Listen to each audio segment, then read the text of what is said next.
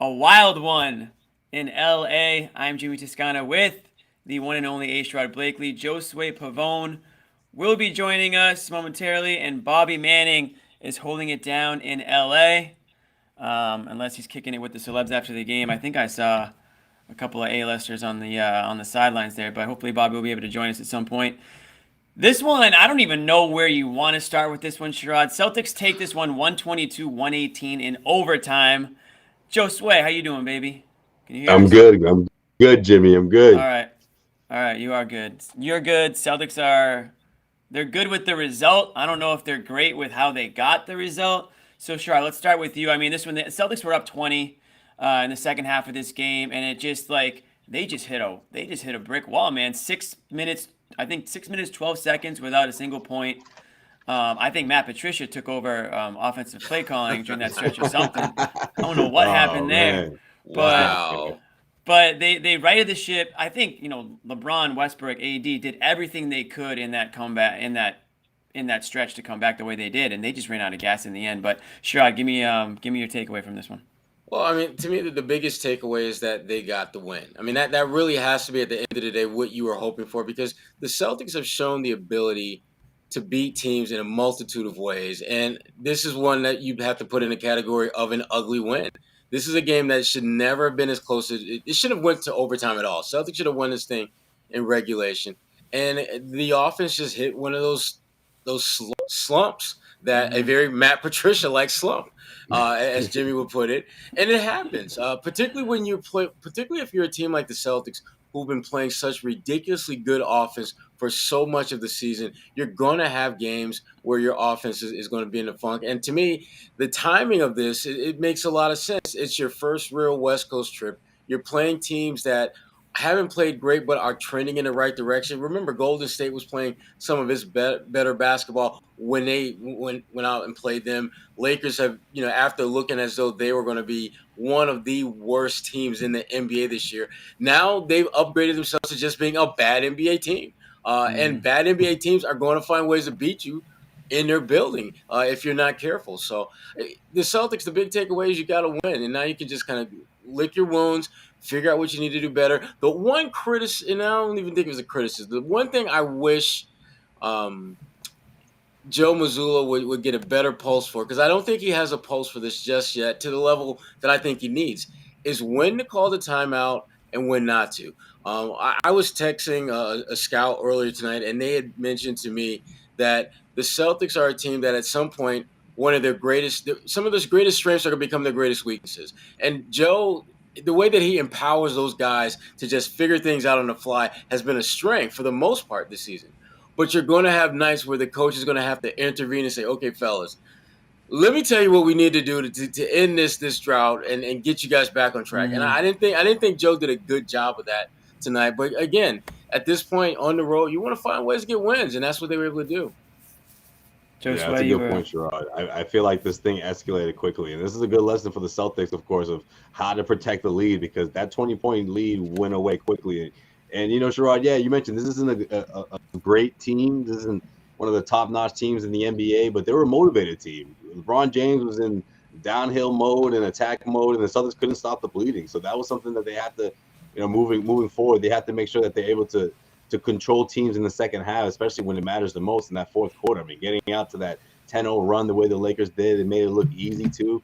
I mean, listen, that huge shot for Jayson Tatum over LeBron James, I love that. Mhm. That's great. That's something that we'll always remember. That's something that we'll see in the highlights throughout this season of big performances by Jayson Tatum. This is definitely one of them.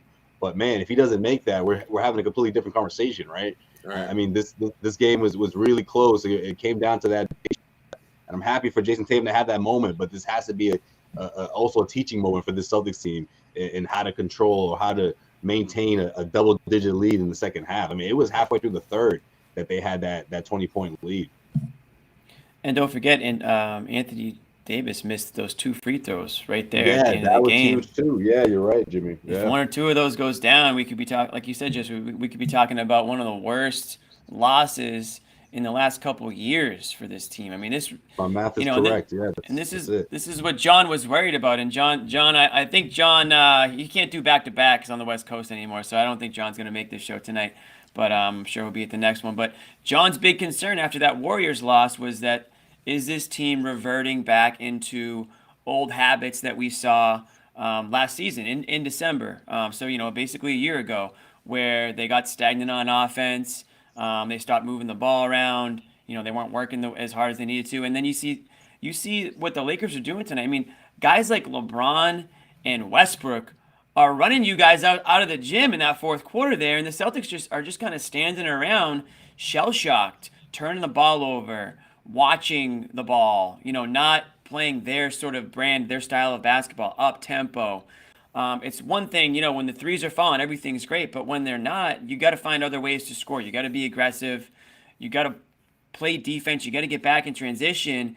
I mean, LeBron's going up and down the court like it was 2011 in the TD Garden against, Pierce, KG, and those guys. I mean, the way he was playing tonight. So that was troubling. I mean, I'll be honest, I didn't get to see the second half of last night's game against the Clippers, but to see the final score, they lose by 20. To see them blow a 20-point lead tonight, and you got to credit them for the way they came back late in that fourth quarter, of course, and in overtime. But just to see like the Jekyll and Hyde sort of foot on the gas, foot off the gas. That's not what a championship team.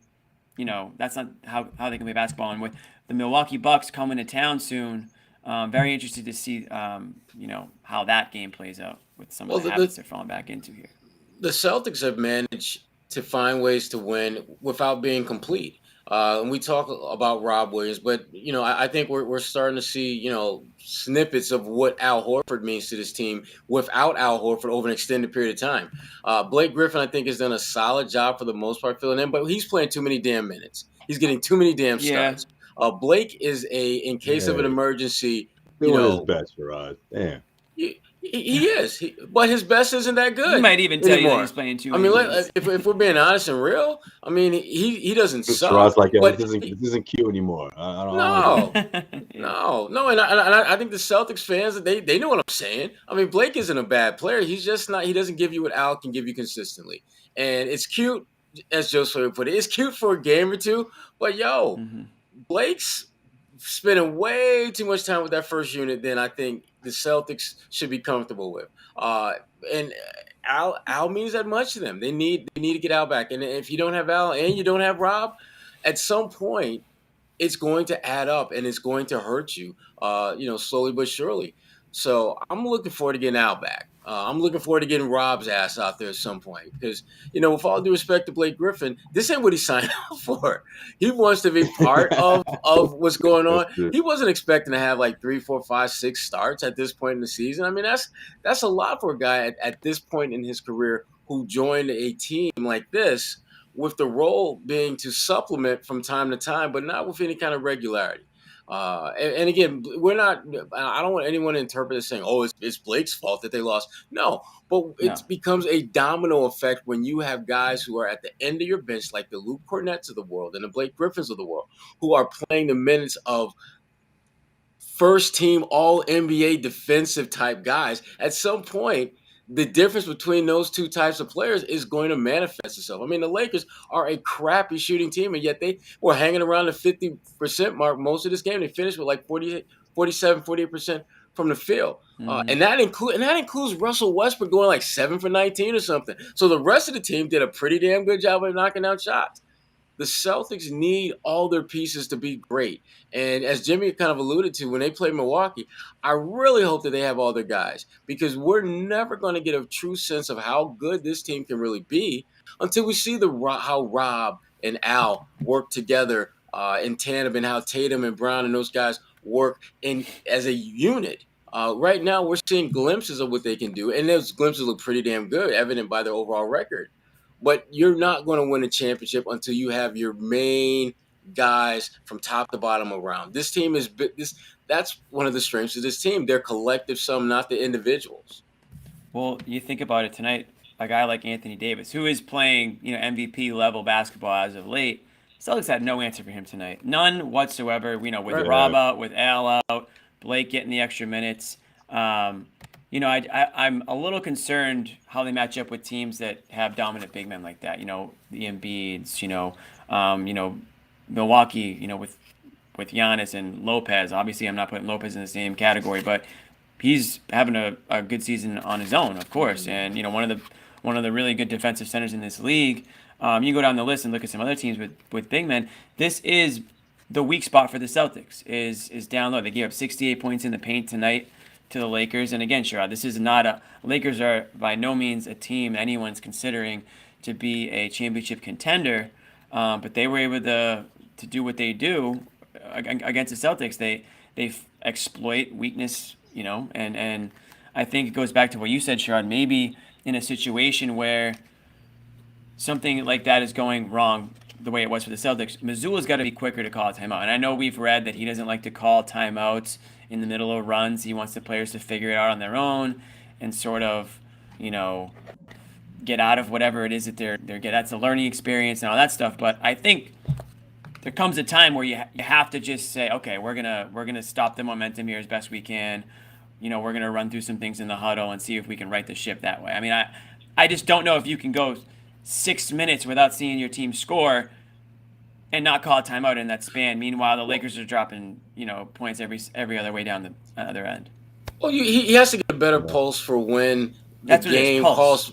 Yeah, he has to get a better pulse for when the game requires that of him. Like, for example, if you're playing a team like Golden State or even the Clippers, I can theoretically see you kind of wanting to stick with what you've done. But when you're coming off 2 losses and you're playing a team that you're clearly better than, and you're having a stretch like that where shots aren't falling or too many damn shots on their part are falling, you got to be a little more quicker with the timeouts, because at that point you have built, unfortunately, you're in a pattern where this is what you're doing in the last couple of games. You've got to stop that pattern. You got to get your guys back on track, and a lot of times it's literally as simple as saying, "Hold up, fellas, sit your asses down here and let's talk about what's going on here.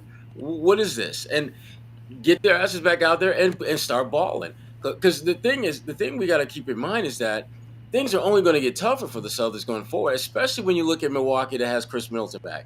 You know, they just handed Golden State, well, I think they won by like 15, 17 points. Middleton drops like 20.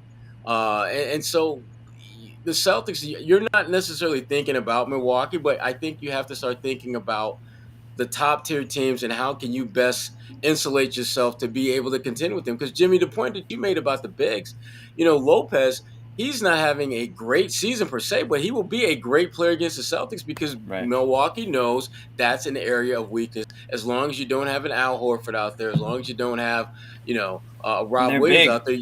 Yeah, and they're big and they're physical. We're not even talking about, you know, off the bench with Portis.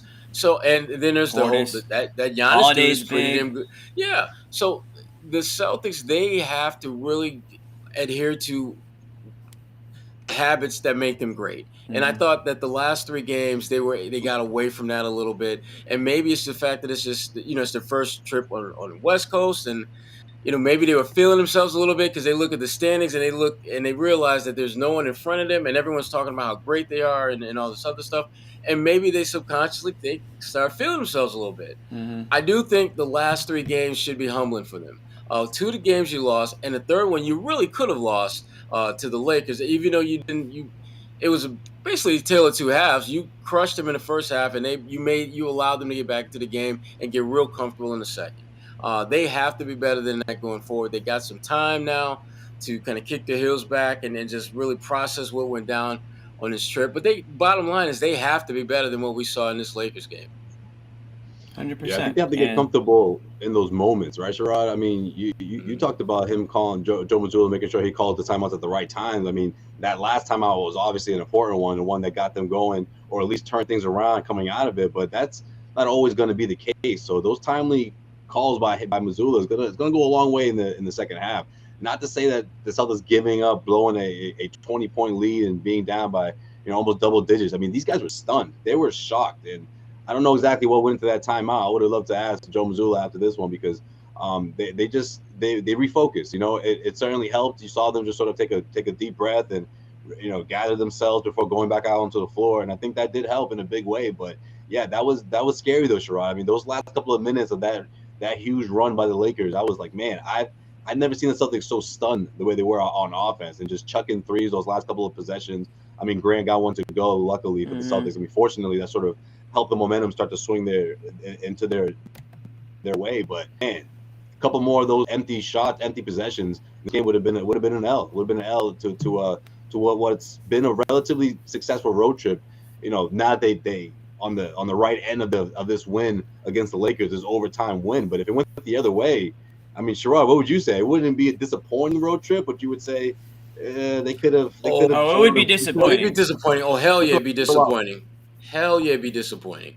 But especially if they would have ended it with an L in this game, because that Lakers team ain't good. I mean, if we're being honest and real, and that's those are just facts. Their best players' best days are damn near a decade behind them. How many teams can you honestly say your top 3 players, their best days are essentially a decade ago? Although they turned the clocks back tonight. They did. But Russell Westbrook did Russell Westbrook things. You know, lots of rebounds, had some dimes, poor shooting. LeBron, poor shooting, but he was aggressive. He went to the hoop a few times. That fourth quarter, you know.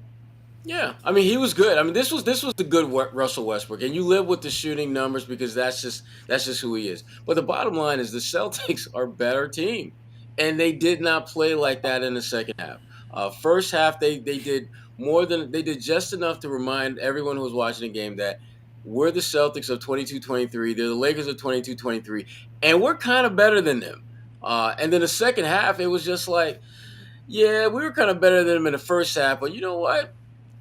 We'll be all right in a second. And you can't play all right on the road, particularly against a team that has literally playing for nothing to lose. The Lakers weren't supposed to be in this game. They weren't supposed to win this game. And so there's a relaxed sense of just approach that they take. And the Celtics, that's kind of, they were like, we can do that too. And you can't have that mindset. You have to stick to what you do well and don't get away from that. And again, we're quick to give Joe Mazzulla a lot of credit for what he's been able to do this season, and he deserves that. He absolutely has earned the credit of being instrumental in this team's success. But he's got to get a better pulse for when to call them damn timeouts. There's no way the Lakers should have been able to go on this type of run without some stoppage on their part. And if your defense isn't getting damn stops, you the coach, you kind of have to do that for them. Yeah. And Tatum, it's funny. I see. Show, though. Man. Yeah, I was gonna say it's funny because I'm seeing a lot of comments that we're being negative. This is a weird game for me because I'm obviously, you know, you got to give them credit for the win and for pulling it out in overtime, but it almost feels like a loss in some ways because it's just the way that they gave up in that third/fourth, you know, mostly fourth quarter there. Yeah. And John would have called this a loss. If you were playing a team with a little bit fresher legs, I think that team holds off the Celtics and they don't sort of make that little comeback at the end of the game. I think the Lakers just kind of ran out of gas. LeBron and AD were up to 40 plus minutes at that point, and then you got Westbrook coming off the bench. But that being said, I do have to give them credit. And one guy we haven't mentioned, and Josue, you just did mention Tatum. We did talk about him briefly. 44 points. I thought Jaylen Brown was nails in a lot of important situations tonight. His mid-range game, some nice little turnaround fadeaways. I did 15 rebounds. I mean, we joke about how we don't talk about him sometimes, but you can't talk about this game and not talk about Jaylen Brown right after Tatum's 44 because he really was important to this one. Jaylen Brown, I think, is low-key having an all-NBA season.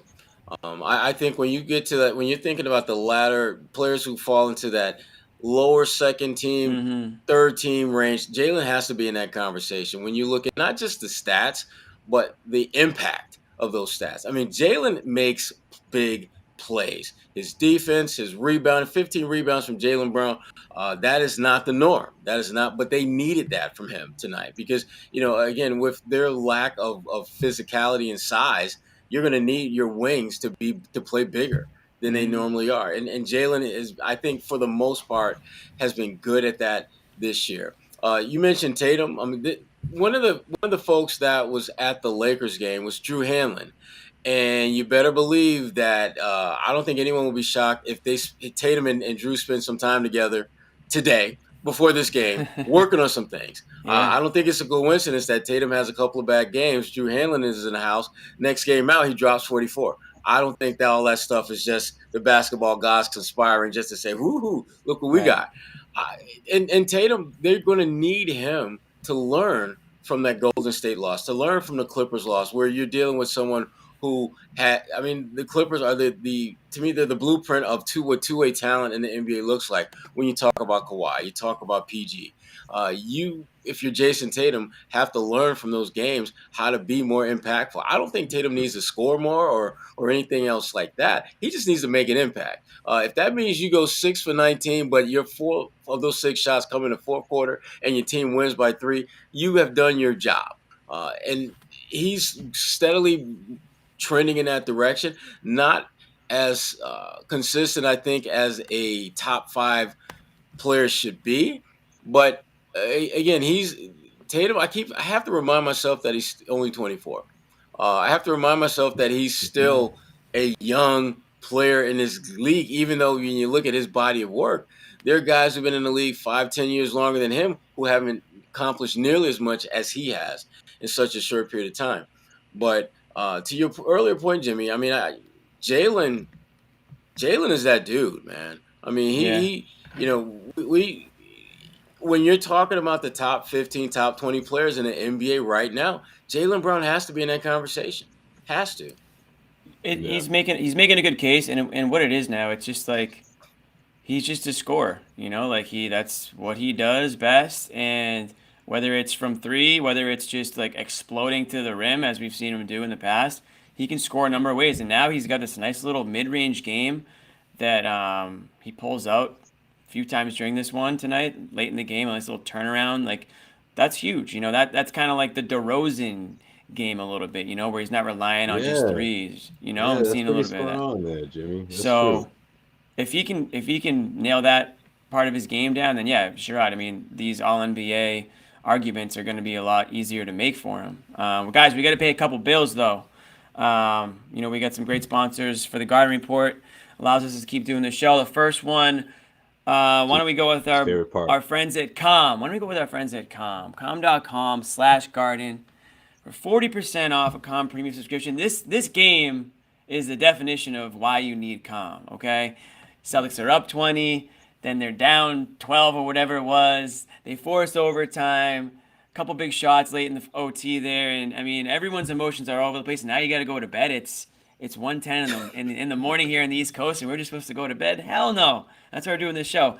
But Com is the perfect app for these to sort of take you from wherever you are to wherever you need to be. And whether that's low or whether that's high, Com's there, whether it's meditation, you got sleep stories, you have music, they got the daily meditation that I think Josue checks out from time to time. That's right. Yeah, so if you guys just want to go to com.com/garden, we'll get 40% off a premium subscription. That's gonna unlock everything. You can go ahead and download the Com app for free, poke around, see what is available to you, and see everything that's not available to you that you wish was, and then give it a shot and let us know what you think. I use it all the time. I know that Josue uses it. Sherrod, I'm pretty sure, uses it from time to time as well.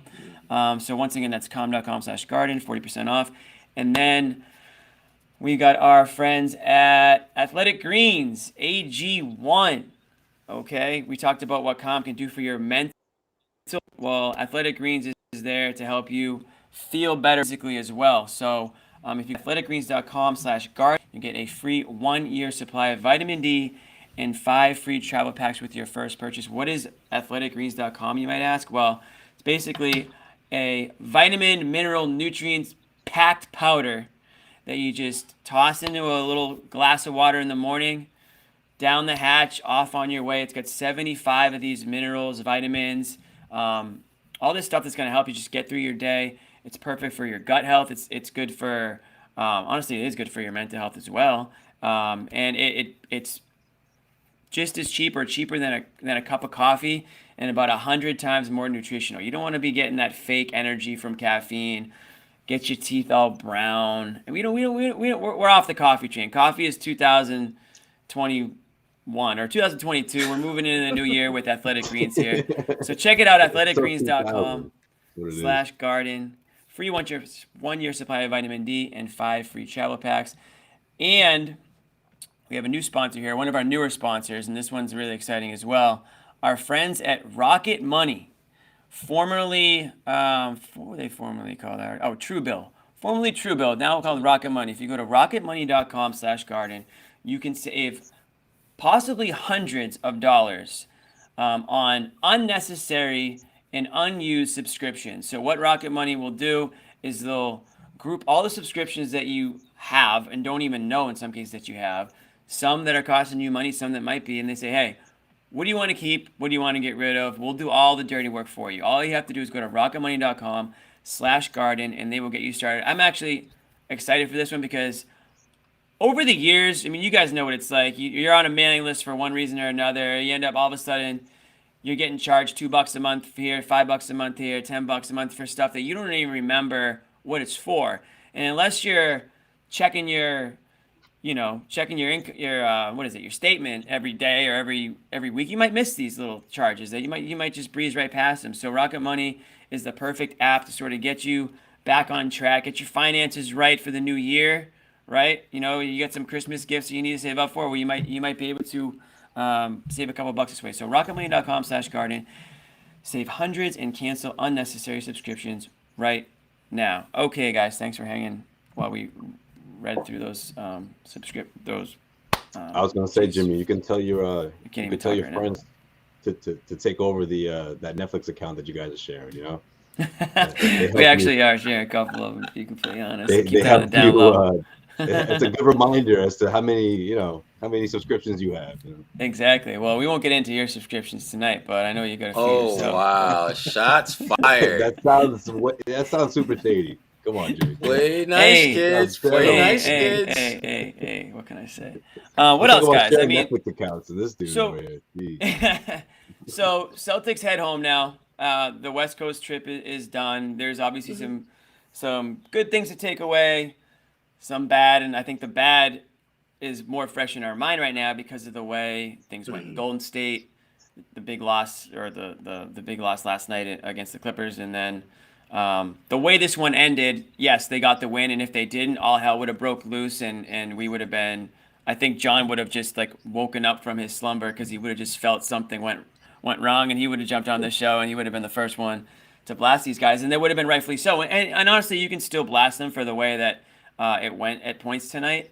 But what are we taking out of this trip? You know, going into coming into the Christmas season here, like I said, Bucks coming up. What do they got? Who do they have on coming up this week? I know Orlando, I believe it's okay, Orlando is on Friday. Yeah. Two games against the Magic. Okay. Again, two very winnable games there. I think we would all agree. Yeah. And the team needs to go through, and we knew they would at some point, go through some turbulence, right? And see how they react and respond. And I think tonight, obviously, is a good example of in-game response because it looked, and I think we all at some point were like, wow, they actually lost this game when they were down double digits. Lakers were zipping up and down the court. Something happened. The Lakers kind of ran out of gas, and Celtics righted the ship there. So there's something to be said for that, and that's sort of like the in-game adjustment that you want to see. But I'm still a little concerned at the way they showed up against Golden State, the way they showed up last night against the Clippers, and the way for stretches that they showed up against the Lakers tonight. So I don't really know if this is the trend that they're still going on here. Are they on the downward trend still, or is this the type of game that they can sort of snap them back out of it after a little bit of a mini skid there? Yeah, I mean they looked, I thought, a little bit overly anxious against Golden State, and they never really kind of calmed down and just played Celtics basketball. And Golden State, they're too damn good, too talented, too veteran savvy to let you do that and get away with it. And they made the Celtics pay. But I think my big takeaway from this West Coast trip is that watching them play these teams out west and looking at how they've played up to this point, the Celtics are still the best team in the NBA. I still believe they're the best team in the NBA because as much as some of those couple of losses hurt, that's the biggest adversity / downward issues that they've dealt with all season. And if losing to the defending NBA champions on the road, and then losing to arguably one of the better teams full of two-way talented players yeah. on the road, I mean, that you're good. You're going to be okay. And for you to basically spot the Lakers the second half after handling your business in the first and still find a way to win, those I think are the big positive takeaways if you're the Celtics. But the way they beat the Lakers, it really has a feeling that you're playing with fire, that you can't do this with any kind of consistency and expect the end result to be what it is. Because the point that you made earlier, Jimmy, about the Lakers just kind of running out of gas, I think a younger team, if the Celtics were to play this way against, would have won this game. They would have had enough energy and stamina down the stretch to just seal the victory. Right. So the big takeaway for me in all of this is that the Celtics, I'm even more convinced now they're the best team in the NBA than I was before because of how they handle, because their biggest, even in when they weren't playing their best, you still see the compete in them. Even though the Golden State game, the score was definitely lopsided, but I never felt as though the Celtics had just kind of completely gave in and were just mailing it and calling it a wrap. And that's what champions do. Champions get their asses kicked all the time. It's just they don't let you do that without some signs or some semblance of resistance. And I thought the Celtics in the two losses to the Clippers and to Golden State, I thought they didn't just give in. I didn't mean to post that one. Yeah, that's true. I mean, it felt like they almost were having the ghost of NBA's finals past. I don't know. Maybe it was a Tatum thing. Maybe that's what it was, Sherrod. But I felt like you sort of saw those flashes where the offense reverted back to what we saw 6 months ago against the Warriors. But like you said, I mean, teams that are destined to win a championship like this team seems like they're on pace to, to do this year. They learn from these mistakes. They learn from what went wrong in the second half of these games, and you apply those lessons to any other team. So you want to see how this team responds to teams like Orlando Magic and other teams throughout the Eastern Conference. But yeah, everyone's looking at the Milwaukee Bucks. I mean, how is this team going to match up? Especially after what you saw what the Bucks just did against the Warriors and how the Celtics, measured up against the Warriors. But then you see the way that they, dismantle a team like the Phoenix Suns. So you see that the Celtics can obviously elevate and beat any team in the NBA, and they play like the best team in the NBA. But how will they respond to other teams in the second half of big time games? Like how would this game have ended if it was a team like the Cleveland Cavaliers? They're one of the best, if not the best defense in the NBA right now. Those are the tests that I want to see the Celtics team, and the Milwaukee Bucks are right up there. That's definitely on their calendar. But you also want to see how they respond from this road trip, and which is, looking back on the way things everything panned out, it was a successful trip for sure. I mean, they gave up a couple of a blowout loss to the Warriors, and the one against the Clippers wasn't as bad, but overall I think it was a good trip. I think this game, the fact that they won this game tonight makes it overall a good trip. If they lost this game, make no mistake about it, this would have been considered a bad trip. 3-3, lost essentially every team you lose to. If like Sherrod says, if you're the best team in the NBA, every time you lose, that's the game you technically should have won. No one expects them to win every game, but to go on a 3-game losing streak would have been, in my opinion, I think in most people's opinion, especially the way they would have lost tonight, that would have been a bad trip. But again, it didn't happen. They made their comeback, and I think they can go home on a high note with a little bit of positivity, a little bit of momentum. They certainly have a lot of film on things that they did wrong over this trip, things that they can get better doing. I'm sure Joe Mazzulla will be looking over the film on the flight home, and he'll have these guys, well, I have no idea what he's going to have these guys looking like on Friday, but you have a couple winnable games coming up here, and again, just heading into that Bucks series. You don't want to, if you're the Celtics, you don't want to look ahead to that series. I think a lot of fans obviously are, but you have, I think, a couple games with the Magic, one against the Pacers, and the Timberwolves. So a few games here where they should be able to work on some of the things that went wrong. What I'm really interested to see is if our friend Time Lord will make an appearance in any of these games, because this feels like it's being dragged out now. And we thought that we would see him on this trip. I know I predicted against the Warriors. It sounds like he's cleared to go for the most part. Is that what you guys kind of are understanding it? And is it more just a conditioning thing at this point? It feels like it's more of a conditioning thing because their concern obviously is bringing him back and him not being conditioned enough to withstand the rigors of just full-time back in the flow NBA basketball. There's no matter how much time you spend on a treadmill or working on your cardio, you're not going to get into basketball game shape unless you get into basketball games. They know that. But you want to make sure that he is physically ready to roll when that time comes. And I do think that right now it is more about cardio and his comfort level than it is about the actual injury. When you look at the things that he's doing in practice, you look at what he says and what those around him say. It's pretty clear that he's extremely close to stepping back on that floor, and they're going to need him. They're going to need him a lot. We talk about the last couple of games before this one and how you just don't want to have a 3-game losing streak.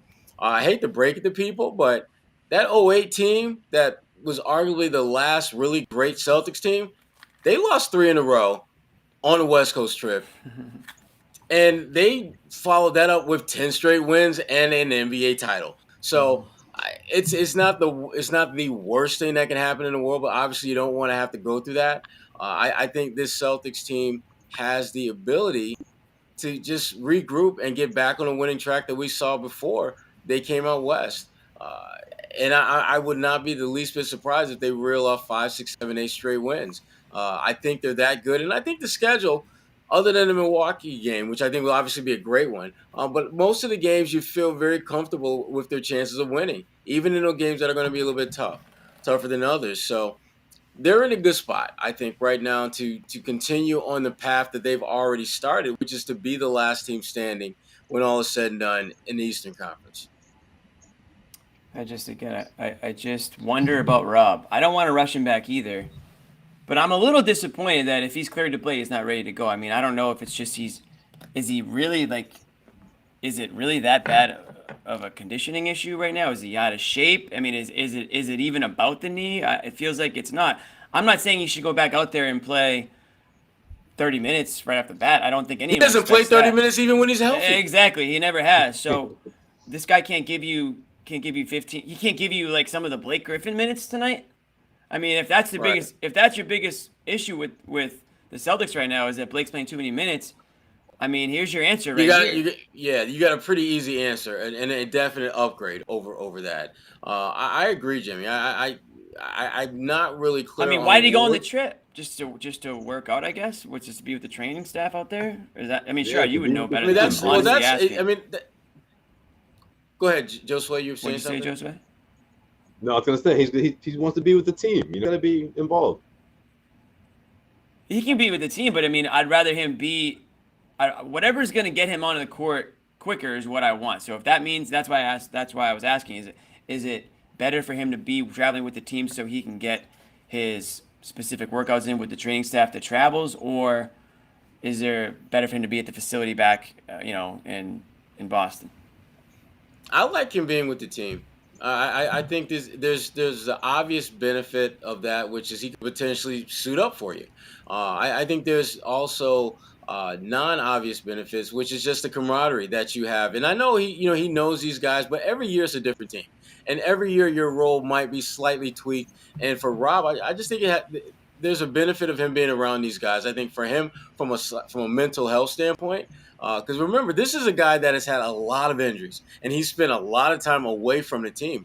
And so I think for him, it's really important that he stays locked in and that he feels as connected with these guys as possible when he's not out there playing. In my conversation with him, a couple of weeks ago, that was one of the things that he made pretty clear that, the guys have been great about just kind of keeping his spirits up, when, he could easily kind of start having doubts and questioning himself and going through that whole game that many of us play with ourselves when we are not where we want to be physically. But his teammates have been good about keeping his spirits up. And Rob, again, everything that he has said, everything that Joe has said, all indications are that he's literally able to play any day now. And when you're that close, you got to keep a guy nearby. But Jimmy, I'm feeling you on wanting him to get his ass out there and balling. Especially when you're playing teams where you can clearly see where the things that he does well could benefit you greatly Totally. in certain matchups more so than others. Yeah, but you Maybe they want to just see it didn't want to happen put in him in Boston, against. though. Like, this is good. This is a I good don't give thing. a damn where it happens. Yeah, I don't You care want where it to see happens this either. team. You didn't want to throw him into the fire against these top tier teams. The teams that Why are not? going for the Celtics' neck. I mean, if he's not ready, look, we got to He remember. is ready. If you go back to media day, right? You go back to media day. What was the narrative surrounding his injury and everything that happened? Whose decision was this? And he jumped ahead of it. He said, "Look, I wasn't going to miss that opportunity to play in the NBA Finals." So I think Rob is the same guy who's saying, "Look, I want to make sure when I come back, I'm the best version of myself because this was my decision to get back into the NBA Finals, my decision to take this route, obviously. So I'm going to make sure I come out this thing. Everything is off to the right start because at the end of the road is still 6-7 months away, which is of course another trip to the NBA Finals. So I think he's being extra cautious, and I think doing it during this homestand is a good thing for sure. I think that's the move. Now yeah, you can see that happening, but I still would have liked to have seen him on his West Coast trip because I just think that in these type of environments where you're going to have to be a little bit tougher mentally and a little bit more locked in with all that you do, I would love to have seen him step into that fire. I would love to have seen him go into the deep end of the pool, if you will, with that type of stuff, because that's what you're going to need to win a championship. You're going to need Right. Rob to really show up when you're playing Milwaukee Bucks in a game 6 or against Golden State in a game 5 where the winner has a 3-2 edge and his play would be instrumental in you getting that win. I want to see him in those situations. I don't really give a damn if he goes out there and plays 15 minutes and has 8 points and 7 rebounds against Orlando Magic. Shit, Josue, you could probably go out there and get a couple buckets against the Magic at this point. That's Damn not right. impressing me. Yeah, it's not going to move the needle. That's not going to move the needle. You need your best players, your most important players, to get it done against the teams that are going to be in your way from getting where you want to get to. And I thought, again, if they're being overly cautious and Rob's just not ready to go, fine, keep being patient. But if he's indicating I'm ready to go, and they're just like, hold on a minute, young fella, let's just wait till we get back home and do this. No, I have major problems with that because you're basically taking one of your best players who can help you and saying, no, we don't need your help right now. We're good. Mm-hmm. Nah, you're not good against these LA teams, and you're not. If he's not out there by Christmas, while Jimmy's got his PJs on, ready for the game, then that's a problem. I mean, something's gone terribly wrong, right? That's the thing. Yeah, Jimmy's gonna be feeling like somebody put coal in his stocking. I mean, my Celtics Oh, onesie. Jimmy, When I put on my Celtics onesie on Christmas morning, I want to make sure Rob Williams is active for that game. That's what I want to see under my tree, is active Rob Williams. Okay, within the next week or so, if we don't see Rob back out there, then yeah, something's gone terribly wrong. I mean, they didn't want to listen. They didn't want to throw him up against AD tonight. I get that, but maybe he could have gone last night against the Clippers and just got his feet wet a little bit, get a little playing time, make the trip somewhat worth it for him out west. But I'm not trying to push the guy to play if he's not ready. It's just I'm apparently we're being told that he's cleared to play. So yeah, it was the video, Jimmy. That's what it was. Everyone got excited. Everyone got excited with practice. that. Yeah, that's what it is. One thing we didn't mention really on tonight's game against the Lakers was the guard play. I don't know what you guys thought about the guard. Specifically, I thought Marcus Smart definitely had a up and down night, we'll say. I mean, a lot of threes, a lot of missed threes. Did seem to come up big late in the game, I thought, but I just think it was just an off night for him on the offensive side. And then Brogdon was a -12, which is a little bit uncharacteristic, I would say. And then not a whole lot from Derek White tonight either. So I didn't think the guards did a whole lot to help the Celtics tonight. And then Westbrook looked like the best guard out there at times, to be completely honest. Yeah, well, Westbrook, he can do that to you. He's got that in his bag. So that's not a shock. Marcus, you're right. Marcus didn't play particularly well. He took more threes than anyone on the Celtics roster, which is never a good thing. It's never a good thing. It's never a good thing. Derek White, I think, Derek White had a rough record. Come on. Anyway, Derek White, I thought had a rough trip just for the most part. I look back at that Golden State game, and my goodness, I mean, there was just opportunity after opportunity for him to just, do what we saw the first 20 or so games, and he just didn't get it done. So, you're right, Jimmy. The guard play was not good, and it wasn't just one guy or two guys. I mean, as a group, they just weren't very good. So, hopefully, they got that out of their system. Hopefully, that'll be the last time we see their guards collectively struggle like that. Because again, it's not even so much the numbers as much as it is impact. Marcus, you're right, Jimmy. He definitely had an up and down night and made some key plays for them. But for the most part, I just didn't think he had the kind of impact that they need him to have in order to be successful. Same thing with Malcolm. Same thing with Derek White. They just have to be better. Bottom line is, they just have to be better than what we saw. And I thought this was kind of. Sure. I thought Derek White got out to a good start, but then he just disappeared after that first quarter. Yeah. He had a couple of threes, and Brogdon just couldn't find a rhythm out there. But yeah, Marcus just got into I don't want to call it like hero mode, but it was just more like they were giving him shots and he was taking them. Yeah, exactly. It was more like it's like that. Oh, okay. If you're gonna give me these shots, I'm taking them. And sometimes you can get a little, obviously 11 attempts. So when you look at the box score, you're like, whoa, you don't realize it was that bad, but it was. Sure, he hit the last one he made was a big one, but it wasn't the kind of confidence we've seen from Marcus when everything's clicking, when the offense is, everyone is moving the ball and they're getting their tennis shots. Marcus he's been a big part of that, and if he's not taking those easy takes to the rim, he's finding the open guys. So we didn't see more of that after this trip.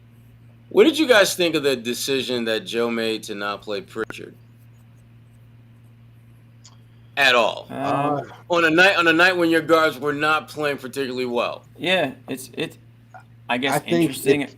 If they didn't get out to such a big lead, we probably would have. We would have seen, because I feel like right now. So he's only good when you're beating the snot out of teams. He can't actually help you when it gets a little dirty. When the offense runs dry and it's like they're giving up a huge lead, but because that happened way too late in the second half, he was too afraid to make that call, which would have been a bad decision. But I think if that collapse happened in the very beginning of the second half, he probably would have saw Pritchard out there. You know what though? It's sort of like that's his role. It felt like the perfect spot for Pritchard though in that fourth quarter when they were just like they were like the Walking Dead out there. I don't know. It just felt that they needed to try something fresh that they hadn't tried in the game yet to get the offense stimulated. And Pritchard, I thought would have. I agree with you, Jimmy. Warriors. He tried against the Warriors, and it was just it didn't work out. It was. That's a bad match. That's a bad matchup for him. I mean, when you start looking at the guys that he's got to deal with defending him, and the guys that he's got to defend on that Golden State team, there's nowhere to hide. There's nowhere to hide. Waited a little. Joe waited a little too long to do it too. It was like you look at you look at his Lakers roster. Oh my goodness. Pick your victim, Payton. Who you gonna victimize today? You got some options on that Lakers team. You didn't have them options against Golden State. Yes. Pritchard, but also, Hauser only played 10 minutes. He's somebody that you can put in there to sort of open the floor up a little bit, hit a couple quick threes, and just sort of stop they just needed to stop the bleeding at that point. Nobody was hitting shots. Nobody was scoring. I don't know if they felt like Hauser was just a bad matchup with some of the bigger bodies that were in that game. Maybe that was why Pritchard didn't go in. But then my guy Noah Vonleh, he couldn't get any burns tonight either when guys like Grant and Blake were just kind of overmatched, I felt like, throughout a lot of this game. I'm not saying Vonleh is the answer by any stretch, but again, it just goes back to if you're the coach, like you're the only guy who has that power to just give it a shot.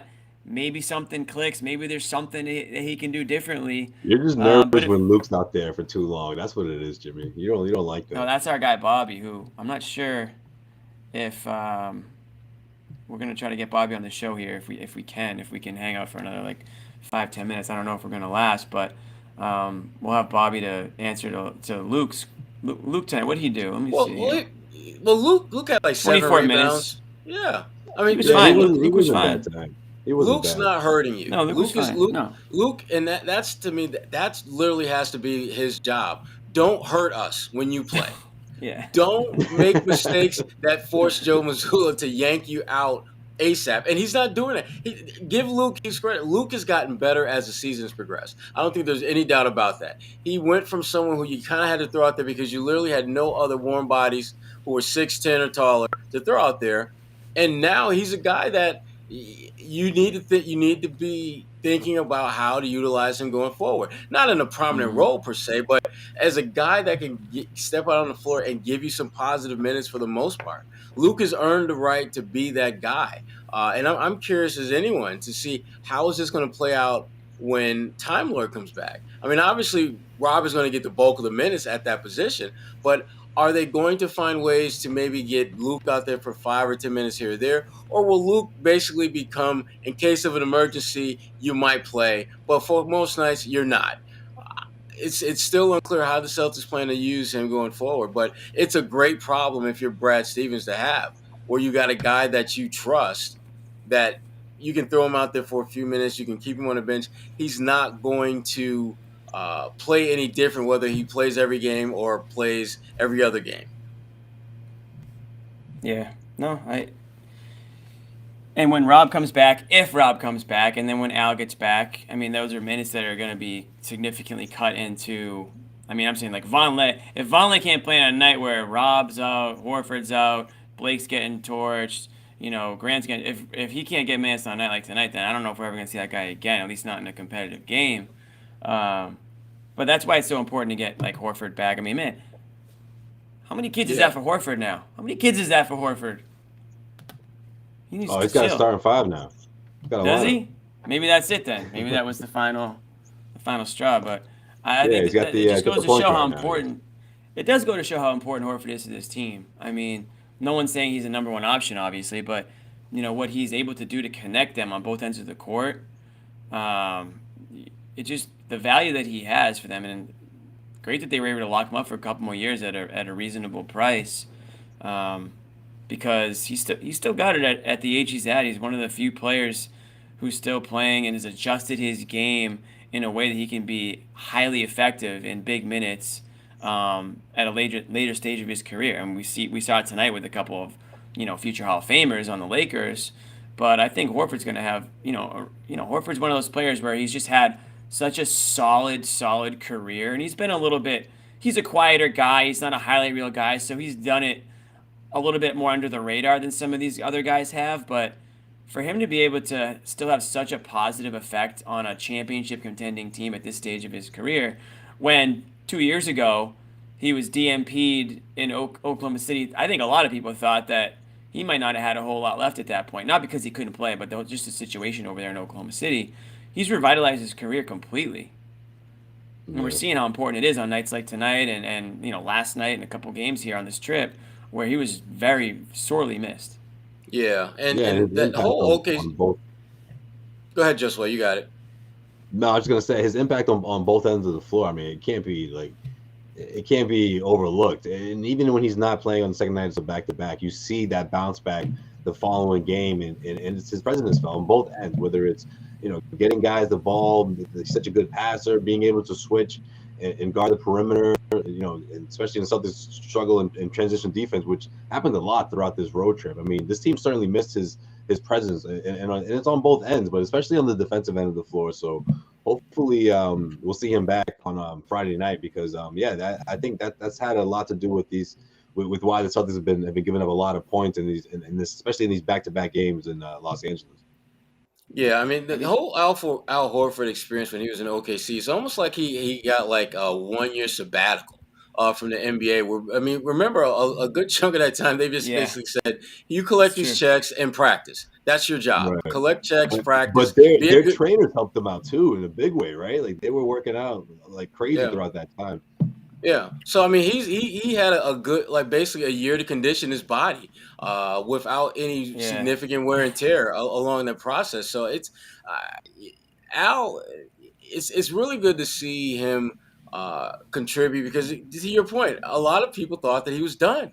And that he wasn't going to be able to be a significant. And also, he benefits from playing with a Celtics team that has put him in a position where he's not going to have a lot of wear and tear. Al is a catch-and-shoot perimeter stretch big right now. You look at the majority of the shots he takes, they're catch and shoot, which means he's not having to work as hard physically to get off shots. And I think that does allow him to have a little bit more energy and He's juice. not banging down low either. No, he's not nearly as much. I mean, I don't know if Al has led this team in rebounding a single game this year. He's not even a big anymore, really. Right. I mean, he's become a 6'10" shooting guard, basically. And that's fine because again, his ability from a defensive standpoint, his ability from a leadership standpoint, Al is worth having on the floor. It's just that his role is very different, and he'll be the first to tell you that it takes a little getting used to because Al historically has been a banger. He's physical. He likes to get it. He likes to back guys down there and give them a little all the time. But Al doesn't do that anymore. Sure. How many of those guys survive though in the league, right? Like I love this like new example of what Al could be to bigs that are like him, right? Maybe they're 28, 29, they're trying to stick around the league, trying to prolong their careers. I mean, this is how you do it, right? He's sort of the new prototype now. It's like, yeah, you can stretch the floor with your outside shooting, but you're also productive on defense because you can keep up with opposing, backcourts, and you could still be a starter. You're able to preserve that in some regard. And I think the Celtics have done a good job of doing that as well. I mean, not playing him on second nights the back-to-backs, but also overusing him, offensively, where he's not like the second or third option. Yeah, and everything they're doing is built around one premise, and that is make sure Al's ready to go playoff time. That's literally what this is about. Can he be in the optimal shape from a just conditioning standpoint and be relatively injury-free, relatively bumps and bruises free come playoff time? And if we get to April and Al is in that shape, they're good. They're mission accomplished. Because we saw how important Al Horford was for this team in the playoffs last year. He came up big in a number of games. And they needed him to do that again for them to have a deep playoff run and get back to where they were a year ago. Right. And his numbers went up too, right? Yeah. I mean, Al was score-wise, balling. and his percentage, 50% throughout, from behind the arc as well. I mean, he was incredible. That was Atlanta Al right there. That was Atlanta Al that was balling. Dude that was putting up big numbers. We hadn't seen him much that type of Al in Boston very often. So no. Right. And guys, I think our good buddy Bobby Manning is going. Oh, there he Hollywood. Is. I thought I heard his music. Showtime. There he is. He got the Hollywood tan already. Look at you, dude. He's got the Hollywood hair. Look at that. You see the hair. That little wave. You should have seen me on Rodeo. Is that like surf hair? Were you surfing earlier today? No, a little too cold for that. But yeah, the sun's been out. Celtics finally done with this trip. This was dry. Yeah, it was. This was an important one here. I think this team might have had some doubt creep in if they weren't able to pull this one off, and I think it's more of a sigh of relief than something that they figured out here in terms of playing through adversity and blowing a lead or being in a tough matchup and facing switches and shooting poorly as they did throughout much of this one, turn the ball over. But they figured it out, and they figured it out fast. I don't think Joe had a lot to do with it. I think these guys just kind of put their head down, stopped throwing the ball away, and produced some good shots, got back to their offense. And there was a stretch there after like the 5-6 minutes that they were pretty cold that I didn't think they were going to be able to do it. It looked like some heads were down. It looked like some guys were dispirited, and it looked like they were going to just let this game slip away. Yeah. That's as impressive as a turnaround as I've seen. Like 13 points in 4 minutes, less than 4 minutes, really.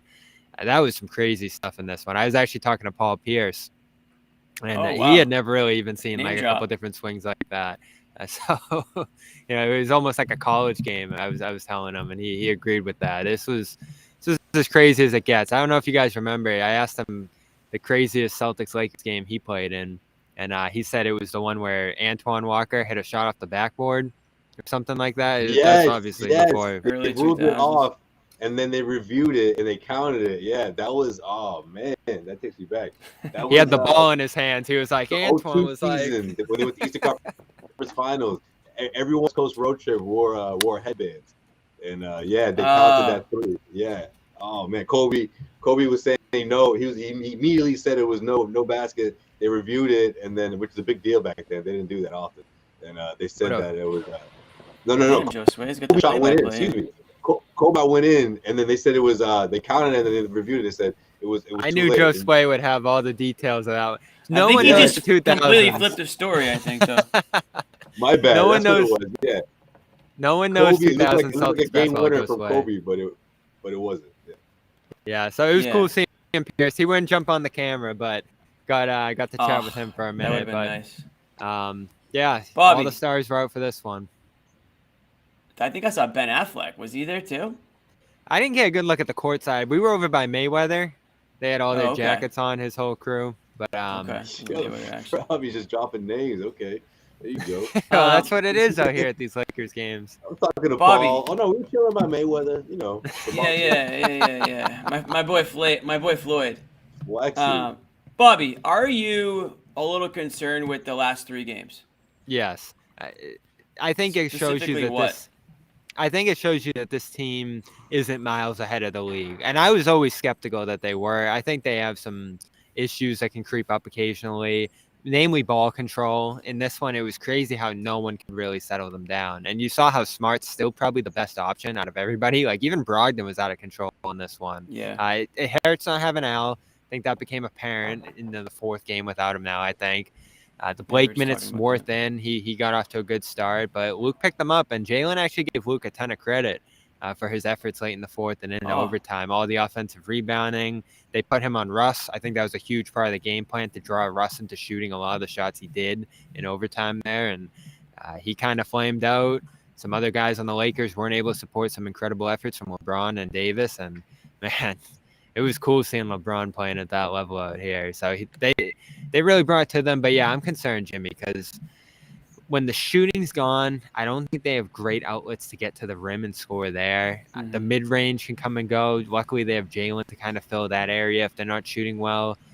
But they're just going to keep firing. And fortunately, it did turn around for them in this one. I don't know what they ended up shooting by the end of it from 3. It was 39.6%. So they got back to their level. But in a game like yesterday's, which you guys weren't there for, you saw the devastating effect that shooting slipping at 23% can have. They don't have a lot of other places to go. So my worry, Jimmy, is that when you look at their offense, there's some similarities like the 2019 Bucks, the 2016 Rockets, like some of those teams that put up historic offensive numbers during the year by shooting 1 million threes, but come playoff time in some games where you're missing 27 straight from deep, things can look erratic. And man, did their offense just look awful for much of that second half. I mean, they went 6 minutes without scoring, right? They did. That was crazy. Yeah, that's what I was And saying not a about that timeout fourth in that quarter. stretch either. It was like they were stunned, You had the Bobby. And quarter, I was though. like, man, I don't think they have it in them to finish this game, to win this game. And I then, didn't think they had it, Josue. coming out of that timeout, it was a completely different team coming out of it.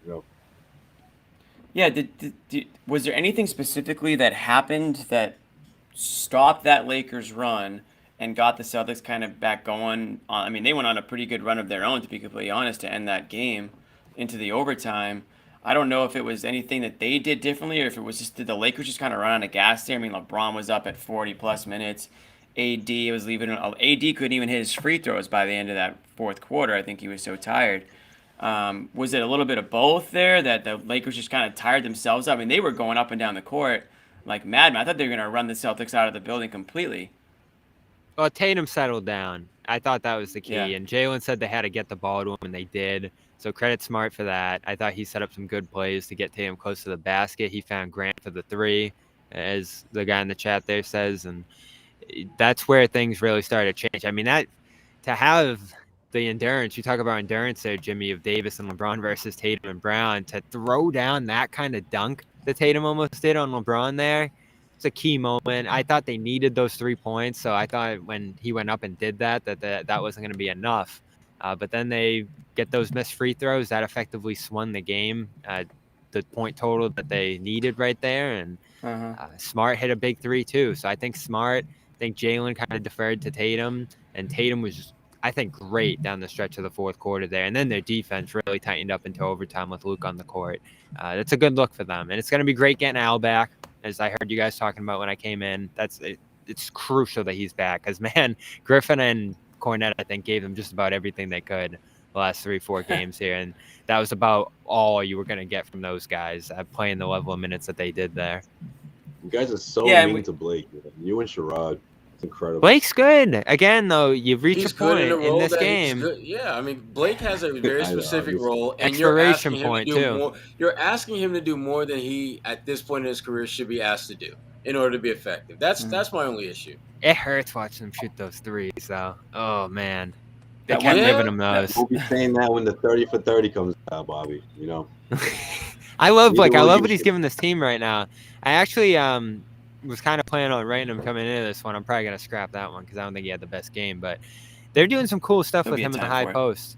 Yeah, like he's doing some Al Horford-esque things with the ball in his hands above the post. And they finally found the role for him in the offense, I think. Al's a 50% three-point shooter, and Blake's probably below 30% now after this game. So a huge difference there in terms of how you space the floor with him out there. And Luke's obviously not a guy who spaced the floor either. You mentioned it, Bobby. We probably didn't talk about Tatum enough tonight. I mean, for a guy who had 44 points. Did he have 44? Damn. I think he did, right? He did. Yeah, man. Damn. Wait, you were at the game, right? No, I'm just kidding. He got up there fast. He did. No, but I mean, he really was the guy that kind of did sort of snap him out of things in that fourth quarter, stop the drought. I mean, he went to the line. He was just kind of attacking the hoop at that point. And that did sort of stop the run that the Lakers went on and kind of slowly reversed it in the Celtics' favor. Not saying it was just that easy, but for Tatum to have a game like he did tonight after a pretty poor performance, obviously, against the Warriors, and a lot of people had a lot of things to say about that over the weekend. I always think it's important for him to sort of finish the road trip on this type of a note. Remind people that, hey, I'm still in the MVP category here. MVP players can have a bad game or two and have an off night. And 15 of 29 from the field. I mean, that's pretty damn good. 5 of 10 from 3, 9 rebounds, 6 assists. I mean, that's MVP numbers right there. So yeah, making big plays late. That was the key. He didn't the big shot over LeBron. That was a really nice. I mean, that was a nice little baseline turnaround jumper there. He was dribbling all over the damn place. Oh man, that was unreal. That's when we're going to see that. When the season's over. That's when we're going to see. I mean, that shot over LeBron was huge. Oh, I didn't even think about that one too. I'm so stuck on the dunk. Yeah, that was a huge play. Dunk. And you kind of saw him. Yeah. You kind of saw him set himself on the baseline there. Yeah. Not rush, get a little rhythm dribble going, and then pull up and fade away from a spot where he doesn't have a ton of success. And he sort of found that shot late in this game. I always say he's like a 39% mid-range shooter for his career. It's not his best shot, even though he's kind of got like that fluid game. To take that shot. I think the Lakers. And this is as good as I've ever seen him shooting that shot in this one. He had a couple of those down the stretch, none bigger than that one. So he was awesome. I think they need him on the boards. I think they need him defensively. It was a group effort guarding Davis, and they finally were able to exhaust him with the physicality inside. They fouled him a ton. They sent him to the floor. This was a very physical game. The Lakers are like a defensive team at this point, which is crazy, but they both battered each other. Guys were flying around, ton of free throws. Celtics hit theirs. Tatum drew him, and he was great in this one, and he needed it because the last 2 games, I don't think he asserted himself enough. Like, he kind of got a little comfortable floating off the ball, didn't go and get it, and this game he did and made a ton happen with it. Yeah, that's a good comment. That is a Kobe type move and shot that he took there, and I bet you that was something they probably took right from Kobe, and was probably happy to be able to do that in LA. Obviously we all know that. Dr. Drew. Yeah, Dr. Drew. Good call right there. But, last guy I'll shout out Smart. I thought he turned it around big time.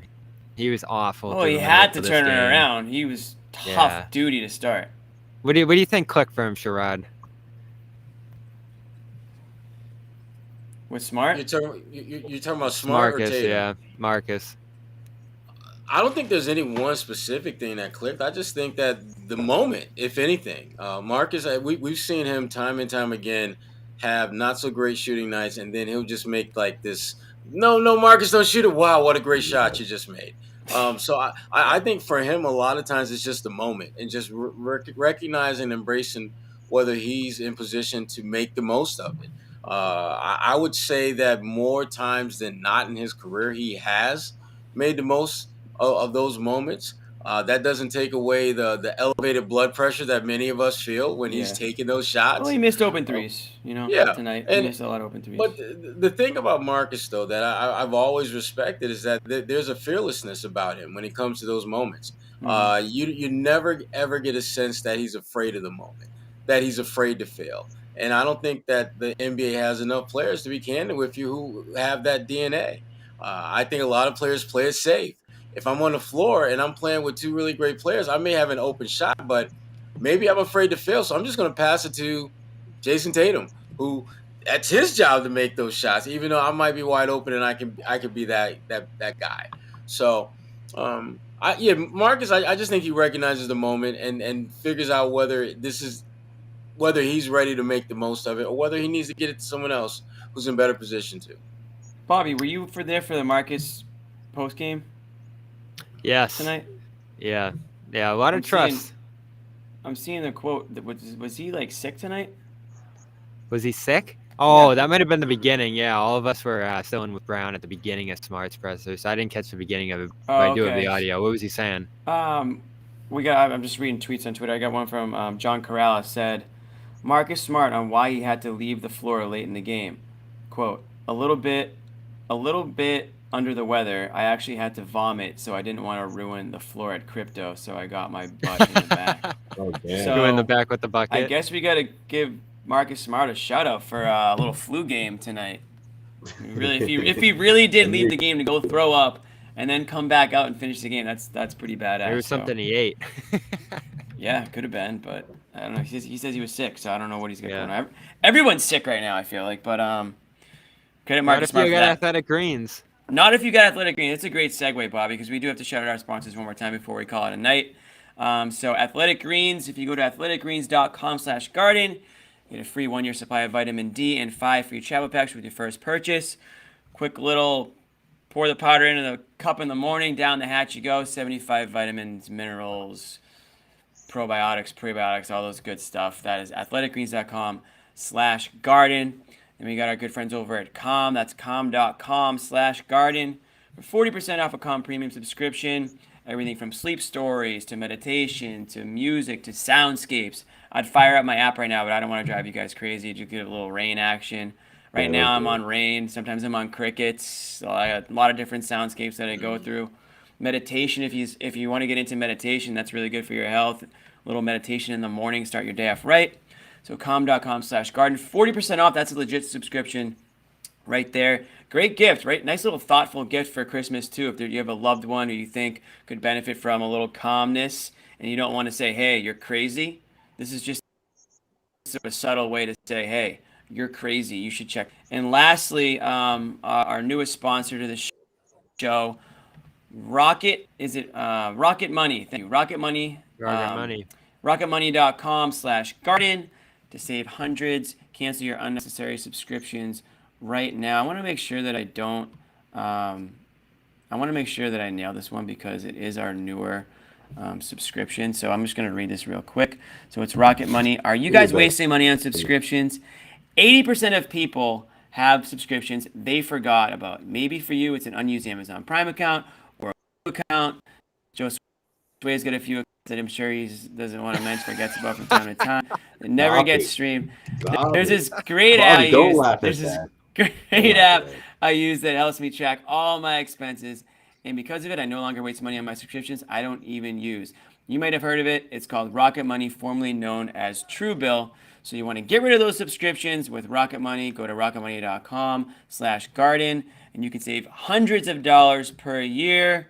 Guys, even if it's $10, even if it's $5 a month, it might be something that you're just stupidly paying for you don't even know about or that you're sick of and you just haven't had the time to get rid of it. Rocket Money will do it for you. It's not going to, just give it a shot. rocketmoney.com/garden. It can't hurt to check it out and try it. You might save a couple bucks for the Christmas season here. So we want to thank all of our sponsors. Guys, any closing thoughts? Bobby, we'll start with you since you are out on the West Coast right now and heading back. Are you heading back tomorrow? Or are you staying there?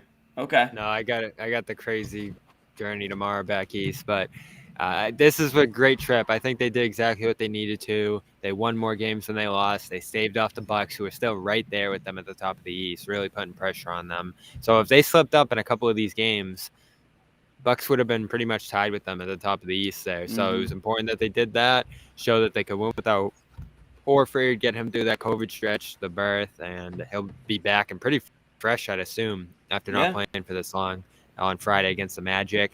Could that be Rob's return date, either one of those games? I think that's a spot Someday to put him in there, but it does seem like he's got to really get his feet under him right now. So I don't know. I'm not putting any more expectations on that. I'm just going to wait and see.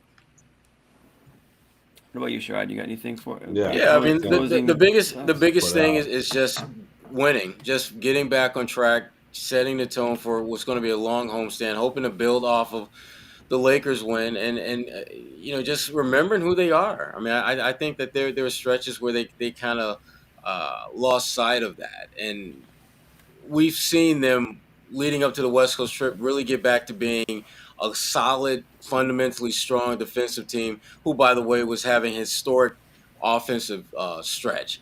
I think they need to really kind of lean more into what they do best, lean into that defense a little bit more going forward, and certainly getting Rob back will make that process easier, because it's their defenses that's really going to, I think, be the foundation for them to get back to the NBA Finals. Mm-hmm. Yeah, I think that's the lesson you learn from this trip if you're the Celtics, right? I mean, yes, we're a great, historically great offensive team. If we're not taking care of business on the defensive the floor, then we're gonna lose games, and especially the big ones and the marquee matchups, or whether it's the second night of a back-to-back. I mean, they have to put forth the type of effort on the defensive end that establishes themselves as that one of those top tier teams. Are they going to be the same defensive team that they were last year? Maybe, maybe not. But you have to be somewhere in that vicinity, because you know that they're capable of doing that, right? They're a better team than they were last year, and they have guys that can elevate their defensive identity. But Rob obviously has a big part of that. Al, not being in the lineup has affected them. But I think this is a great learning, another teaching moment for the Celtics team to bounce back and just take care of business at home. This great homestand, this good time to relax, after such a long trip on the road. Of course, gear up, inch by inch, gearing up for that matchup against the Bucks, on Christmas Day. I mean, that's a big one. You're gonna see where you stand. Mm-hmm. Yes, sir. I think for me, quickly, just a roller coaster trip, but it ended on a good note. I think going out west, it's hard to win. It doesn't matter how quote unquote good the teams are. I mean, you're traveling, you're away from your home, your family, but it's also a good bonding experience. So hopefully these guys, they obviously, they learned a lot about themselves on the court. I think in this trip, because of some of the ups and downs they went through, whether it was Golden State in LA. But hopefully they had some good time together, and I think this team is really close. I think they really do like each other. I think they have some really good people and characters on their team, and hopefully they can come back from this trip and just sort of get a little bit of momentum after that nice little, I guess you could say, late fourth quarter overtime comeback, and move forward. As Josue said, a big game coming up in a little bit over a week from now. But they got to take care of business first. They got Magic, they got Indy, and they have Minnesota. Your Indy team looking good. Indy's back. Indy's back, baby. They ain't never left. But the return of Aaron Nesmith, our good friend Aaron Nesmith, will make his. Well, he get the revenge game. Did Dennis Schroeder even get mentioned in this show? No, he actually revenge didn't. game for him. He actually didn't. I knew not to mention. I got two biggest Schroeder haters in the media world with Josue and Sherrod, so I knew not to bring up Schroeder. I don't hate him. I just don't. I didn't say you hate him. I just don't think he's that good. He was exactly who I thought he was tonight. Yeah, he's exactly who I thought he was. He didn't make much noise, so he didn't really garner. He had a Casper the Friendly Ghost kind of game. He didn't warrant much discussion. That Lakers team, man, they fight, but they kind of stink. That's a good summary of them. Yeah, they fight, but they do kind of stink. It's always, listen. I'll say we don't need to get into it, but I always love watching LeBron. I don't care. I know that a lot of people. He's a very polarizing player, but at the end of the day, he's one of the greatest players, if not the greatest player of all time. Those windmill dunks were sick. And whenever you get a game where he's playing well, it's just fun, and you just gotta enjoy them while they last, because unfortunately, you wouldn't know it tonight, but unfortunately, we can't watch LeBron play forever. So With that being said, guys, thanks Yeah, for I hanging enjoyed out with that us today. out. It's a late I enjoyed one. watching him take that out. That's true. Yeah, that dunk. It's after 2 a.m. here on the East Coast, so we're gonna head out. Bobby, I'm sure you got a couple. Where you going? Nobu tonight? What's going on? We'll see. We'll see where the friends want to go. Oh, I'll let okay. them guide us. I'll be checking out the Okay, Instagram okay. stories. I'll be checking out the Instagram stories. Celtics CONS. That's it. No, I'm gonna check out the Bobby Manning Instagram story. See where he's really at. Bobby's gonna go live in a couple hours. All right, guys. So for Bobby Manning, Sherrod Blakely, Josue Pavon, I'm Jimmy Toscano. We will see you guys next time.